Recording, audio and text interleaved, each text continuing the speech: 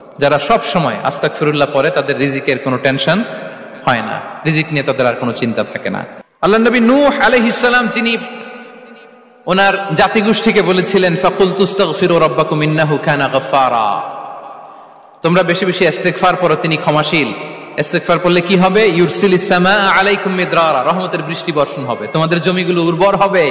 ওয়া ইউমদিদুকুম বিআমওয়ালি ওয়া বানিন, আল্লাহ তাআলা তোমাদেরকে সম্পদে বারাকা দিবেন, সন্তানে বারাকা দিবেন।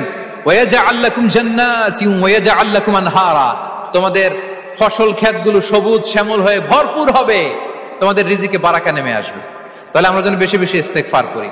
বিষ্ণু ইসা ইসলাম বলেছেন মান লাযামাল ইস্তিগফার জাআলাল্লাহু লাকুম মিন কুল্লি দিকিন মাখরাজা ওয়া মিন কুল্লি হাম্মিন ফারাজা ওয়া ইয়ারযুকহু মিন হাইসু লা ইয়াহতাসিব, যে সব সময় ইস্তেগফার পড়ে তার কোনো টেনশন থাকে না, তার জীবনে দুশ্চিন্তা আসে না, আর এমন জায়গা থেকে আল্লাহ রিজিকের বন্দোবস্ত করে যেটা সে কল্পনাও করে নাই। সুবহানাল্লাহ বিহামদি। আমরা যেন বেশি বেশি ইস্তেগফার করি। আস্তাগফিরুল্লাহ এটা হচ্ছে ভেরি শর্ট ফর্ম অফ ইস্তেগফার, অথবা পড়তে পারেন আস্তাগফিরুল্লাহাল্লাযী লা ইলাহা ইল্লা হুয়াল হাইয়ুল কাইয়্যুম ওয়া আতুবু ইলাইহি। সাইয়্যিদুল ইস্তেগফার মুখস্থ আছে না আমাদের? এটা যেন বেশি বেশি পড়ি ইয়াকিনের সাথে, যে সাইয়্যিদুল ইস্তেগফার পড়বে, যেই দিন পড়বে ওই দিন যদি মৃত্যু হয় সে জান্নাতি। কোন রাতে